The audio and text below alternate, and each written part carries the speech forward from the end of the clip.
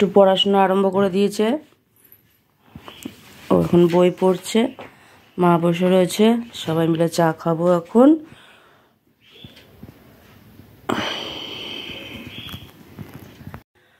আমারও সব বাসি কাজ সারা হয়ে গেছে, সকালের সব কাজ বাজ সেরে চাটা খেয়ে এখন এই রান্নাটা আরম্ভ করব। সকালের বেলা একটু টিফিন করা হবে, চাটা খেয়ে নিই, তারপর টিফিন করব আর তোমাদের সঙ্গে সব শেয়ার করব। এ মা, এটা তো বলাই হলো না, ইন্ট্রোটা তো দিলই না। গুড মর্নিং সবাইকে, আশা করি তোমরা সবাই খুব ভালো আছো, আমিও খুব ভালো আছি। নতুন একটা ব্লগে তোমাদের সবাইকে স্বাগত। কলের জল দিয়ে চা করলেই চাটা এরকম টাইপের দেখতে হয়, আর যদি ওই কি বলে আমার কেনা জল দিয়ে করি না, বেশ সুন্দর দেখতে হয়, লালচে হয় চাটা। হ্যাঁ, জলটাও শেষ, জলটা আনতে যেতে হবে। যে ভাত বসে গেছে, আর এখানে বিট গাজর ভাজা করব। বিট গাজর ভাজাটা হচ্ছে, আর এদিকে হচ্ছে মা তরকারি কুটে দিচ্ছে।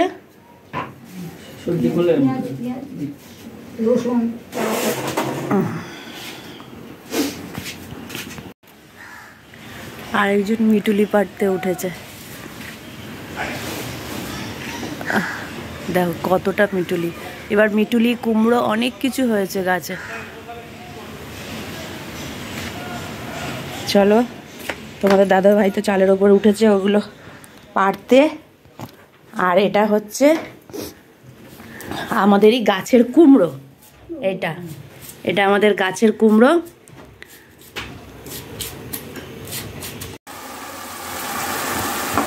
এই যে বিট গাজর ভাজা আরম্ভ করে দিয়েছি।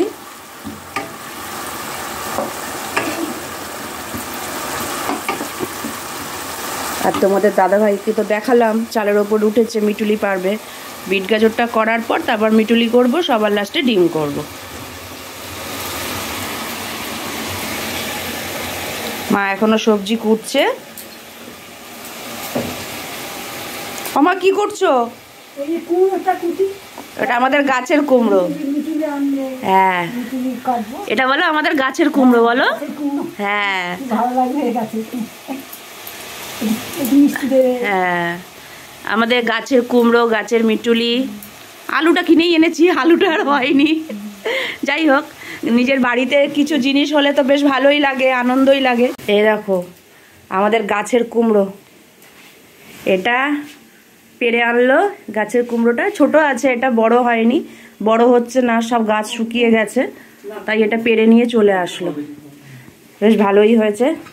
আর এটা হচ্ছে এই গাছের মিটুলি নিয়ে এসছে, মা মিটুলি কুটছে। এই যে মিটুলি সব কেটে ধোয়া হয়ে গেছে, কাটা হয়ে গেছে মায়ের, আমি সব ধুয়ে নিলাম।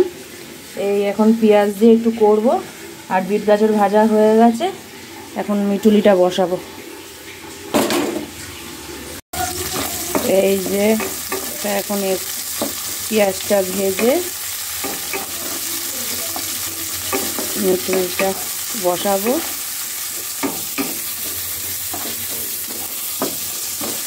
আমি নর্মালি করি, সেরকম কিছু মশলাপাতি দিই না। পাঁচফোড়ন আর পেঁয়াজের ওপর কাঁচা লঙ্কা ফেড়ে নুন হলুদ দিয়ে একটু মিষ্টি দিয়ে করি। এদিকে তার মধ্যে মিষ্টুর ওপর চিল্লে যাচ্ছে ওর বাবা। হয়েছে মিষ্টু? তাড়াতাড়ি পড়ে নে, উঠে বা স্নান করে স্কুল যেতে হবে তো। আজকে আবার মিষ্টুকে স্কুলে যেতে হবে।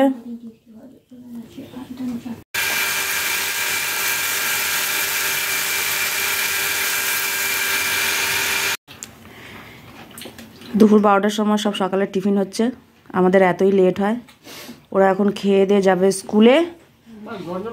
হ্যাঁ হ্যাঁ, গরম জল করা হয়ে গেছে, গরম জল করে মাকে দিয়ে এনে ডিম আলু সিদ্ধ করতে বসিয়ে দিলাম। আর এখানে মিটুলি হয়ে গেছে, আর এদিকে হচ্ছে বিট গাজর ভাজা। এখন আমার খাবার টাইম, খুব দেরি হয়ে গেলো, এত খিদে পেয়েছে, আমি আগে খেয়ে নিই, তারপর আর বাকি কাজ হবে, রান্না বান্না হবে।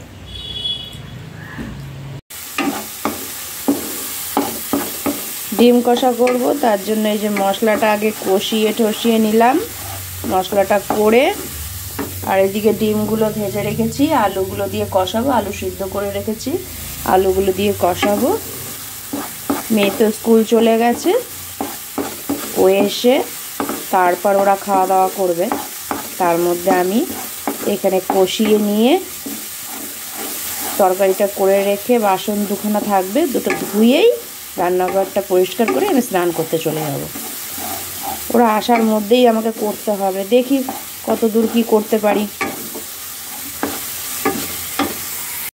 এ মা, এ কি তুই নিচে বসে পড়েছিস কেন? এ কি অবস্থা?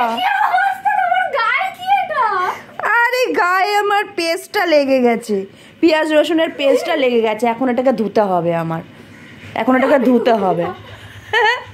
আর স্কুল থেকে হেসেই কুটোপুটি, হেসেই পারে না, স্কুল থেকে এটা দিল, তাই তো?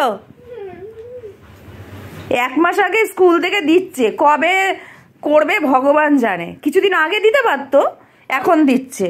আমাদের ইসে দেবে, 7 দিন আগে দেবে। দুপুরের খাবার খেতে বসে পড়েছি, এই যে মিষ্টুও বসে পড়েছে। যাই হোক, খুব অন্ধকার লাগছে আজকে। তাহলে রেসিপিটা তো তোমরা জানোই কি কি হয়েছে না হয়েছে। মিটুলি হয়েছে বিট গাজর ভাজা আর ডিম, আরেকবার বলে দিলাম তোমাদের সাথে। এই যে আমার খাবার আমি নিয়ে রেডি হয়ে গেছি। এবার আমরা দুজনে খাওয়া দাওয়া করে দুপুরবেলা একটা ভাত ঘুম দেবো, তারপর মিষ্টু বিকালবেলা উঠে পড়তে যাবে। তখন আমি কতটা কি ভিডিও দিতে পারবো আমি কিচ্ছু জানি না। আমার মেয়ে এখন নাচানাচি করছে, দেখো খেতে বসে ও নাচানাচি করছে। খাবো না তো বক বক করে যাবো, তো নাচবে না তো কি করবে, তাই না? ঠিক আছে, আমরা ততক্ষণ খেয়ে নিই, তারপর আবার আসছি। আমরা কি স্নান করবো কি শীতের সময়, জামা কাপড় নিয়ে নি, না তো স্নান কর, গরমকাল হলে ঠিক স্নান করে নি। হ্যাঁ হ্যাঁ, বুঝলি? শীতকালে না রাধাকুণ্ড আর এই যে শ্যামকুণ্ড গড়িয়ে তুমি ওই পাশে যেতে পারবে, পাশাপাশি। তাই রাধাকুণ্ডের জলে তুমি মাথায় দিয়েছো কি? সবাই দিয়েছো? ওখানে কি বলছে সবকিছু তুই তো গেছিস, শাস্ত্রে কি বলছে? রাধাকুণ্ডের জলে একবার জেবা করে স্নান, রাধা সম প্রেম ভক্তি কৃষ্ণ করে দান। রাধাকুণ্ডের জলে একবার জেবা করে স্নান, রাধা সম মানে রাধার সমান প্রেম ভক্তি কৃষ্ণ করে দান, মানে রাধা রানীর যত প্রেম ভক্তি যা যা আছে সবটাই ভক্তকে দিয়ে দান। এই যে রাধাকুণ্ডের মহিমা অসীম।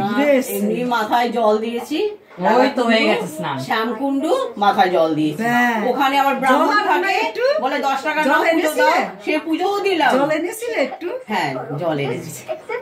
ওই জল কি আনে? হ্যাঁ, বলে নাকি জল আনতে নেই, ওই জল নাকি আনতে নেই। আমি এনেছি, হ্যাঁ, ওই তো বোতলে করে ভরে রেখে দিয়েছি। না না, কি বলছেন? আমার একটুখানি রাধাকুণ্ডের জল কোনোদিন শেষ হবে না। রাধারানীর প্রেম যত, রাধাকুণ্ডের জল তত। রাধাকুণ্ডের জল যেদিন শুকিয়ে যাবে সেদিন রাধারানী আর এই ধরাধামে থাকবে না। জল কি সুন্দর পরিষ্কার, বাঁধানো, চারিপাশ দিয়ে বাঁধানো। রাধাকুণ্ড স্নানের আগের দিন জল দুধের আকার হয়ে যায়, পুরো সাদা, কাচের মতন সাদা, পুরো একদম নিচে দেখা যাবে। রাধাকুণ্ড মার্জনের দিন রাধা কুণ্ডের নিচে আরো একটা কুণ্ড আছে, কঙ্কর কুণ্ড। রাধারানীর নিচে চুরি খুলে সেই কুণ্ড খনন করেছিল। তারপর দেখতে যার পারছে না, সখীগণকে নিয়ে হাতের চুরি খুলে খুলে এরকম মাটি তুলছে, দেখছে আর পারছে না। তারপরে কৃষ্ণ ওই কুণ্ড সৃষ্টি করেছিল। তারপরে সেই শ্যামকুণ্ডের জল রাধাকুণ্ডে দিয়েছিল। শ্যামকুণ্ডের জলই রাধাকুণ্ডে আছে, কিন্তু কৃষ্ণ কি বলেছে? আমার কুণ্ডে সেই মহিমা নেই যে রাধাকুণ্ডের জলের। রাধাকুণ্ডের জলে সর্বতীর্থের জল রাধাকুণ্ডে বিরাজমান। বলছে আমারই জল রাধাকুণ্ড, কিন্তু ওই কুণ্ডের যা মহিমা, জল প্রবেশ করলে কুণ্ড মহাকুণ্ড। আমার ধন্যী হয়ে গেল রে। জয় রাধে, জয় রাধে। আমি খুব সুখী, খুব ভালো আনন্দ পেলাম রে ভাই, তুই এসেছিস আমার বাড়িতে। আমি রাধারানী কৃপা করুক, অশেষ করুণা করুক, আর কিছুই না। আমি নিয়ে গেছি, ভাবতে পারিনি ও যে আমার বাড়িতে আসবে, আর কিছুই না। রাধারানীর করুণা হবে, ব্রজে রাধা কৃষ্ণ হবে, ধরকলির বিনোদিনীর চরণ। ওই চরণের আসে এসছি শান্তি শান্তি। এবার আমার ঘরে একটু পাড়া দিবে। উনি আছে ধান ভাই ওনার এইটা নিয়ে যাবো, ঠিক ঢুকাবো। আমি ওকে আমার কোনোদিন ডাকে না, জানো তো, কোনোদিন ডাকে না। আজকে ইশারা করছে, জায়গায় কৃষ্ণকে ডাকছে, আয় আমার বাড়িতে আয়। ঘটনা কি বুঝি না তো, আমার দিকে বেরোনোর সময় বলবে। আমিও এসে না তোমার কথা ভাবছিলাম এইবার যে ওই তো এলো না বাবা, শুনলো যে আমি বৃন্দাবন যাবো, এসে নিয়ে গেল, চাঁদা নিয়ে গেল মন্দিরে। হ্যাঁ মন্দিরের অনুষ্ঠানটা বছর আমি করবো, যাবে দেখবে। এবছর তুমি করবে পুজো? আচ্ছা, ওই মন্দিরে মন্দিরে আমার 12 তারিখ পাঠ আছে, রবিবার সন্ধ্যাবেলা 4টে থেকে 6টা, তারপর পদাবলী কীর্তন। সেদিন মনে হয় আমি বাড়িতে আসবো না। কোথায় আসবো না মানে নিজের বাড়িতে ফিরবে না, ওইখানে মন্দিরেই থাকবে। চা করি, চাটা না না না, হ্যাঁ, একটু চা সেবা করো, চা সেবা করো। কিছুটা আচ্ছা। না না, চা সেবা আমি একদিন করি, একটু জল দাও, জল খাই। জল খাবি? একটু জল দাও, জল খাবে। হ্যাঁ, আমি চা খাওয়া সেবা করি। ও চা খায় না, যদিও চা খা মনে হয় সকালে খাস নাকি? তুমি আমার ব্লগার নাকি?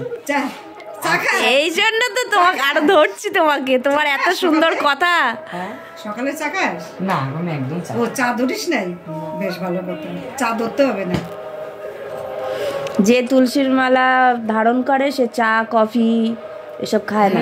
চা খাই, হ্যাঁ, ঠান্ডা লাগলে খাই। ঠান্ডা, আচ্ছা আচ্ছা। ইসকনে পুরোপুরি চা নিষিদ্ধ, নিষিদ্ধ। কিন্তু অদ্বৈত পরিবারে বা অন্যান্য সম্প্রদায় চা নিষিদ্ধ। আচ্ছা, ইসকনে বল মানে এক একটা যুক্তি সহকারে এক একটা মানে কথা বলা। ইসকনে যেমন বলা হচ্ছে চা এমনই একটা জিনিস যেটা একদম মানুষকে বশীভূত করে দেবে। পাতা, কারণ সেটা হচ্ছে পাতা, ওটা পাতার নেশা বলে না, পাতার নেশা খারাপ, এমন নেশা করে দেবে মানে ভজন থেকে বিরত থাকতে হবে। হ্যাঁ হ্যাঁ, চাটা নিষিদ্ধ। আমরা চাটা সেবা করি না।